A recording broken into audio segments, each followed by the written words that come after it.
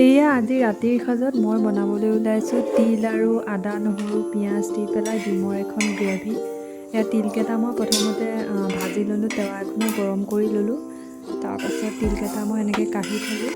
তাৰপাছত মই সেইখন তেৱাতে পিঁয়াজ আৰু আদা নহৰুখিনি অকণমান তেলত ফ্ৰাই কৰি ল'ম। অলপমান তেল দিলেই হ'ল, অকণমান গল্ডেন ব্ৰাউন হোৱাকৈ ফ্ৰাই কৰি ল'ম।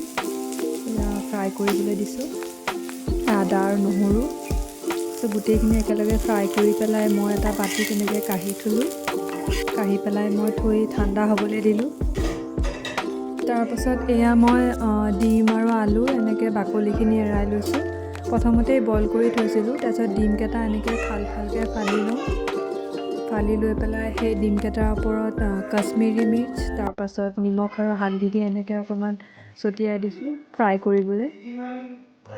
তাৰপিছত এনেকৈ কেৰাহীত তেল অকণ দি ডিমকেইটাকো ফ্ৰাই কৰি দিম। ফ্ৰাই কৰি হোৱাৰ পাছত মিক্সাৰ গ্ৰাইণ্ডাৰত মই গোটেইখিনি আদা নহৰু পিঁয়াজ এনেকৈ পেষ্ট কৰিবলৈ দি দিম তিলেদিকে। তাৰপিছত আলুকেইটুকুৰ তেলত ফ্ৰাই কৰি ল'ম। ফ্ৰাই কৰি লোৱাৰ পাছত সেইকেইটুকুৰ কাঢ়ি থ'ম। কাঢ়ি থৈ দি সেইখিনি তেলতে অকণ চেনি দি পেলাই অকণমান চেনি দি ভাজি তাতে পেষ্টটো আকৌ দি দিম। দি পেলাই সেইখিনি অলপ পৰ ভাজি তাত নিমখ আৰু হালধি দি পেলাই আৰু অকণ সময় ভাজি থাকিম।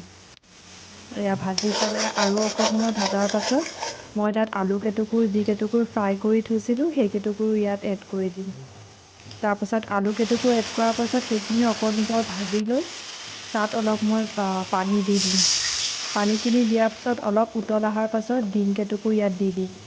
ডিমকেইটুকুৰ দিয়াৰ পাছত আমাৰ আন্দা কাৰী ৰেডি।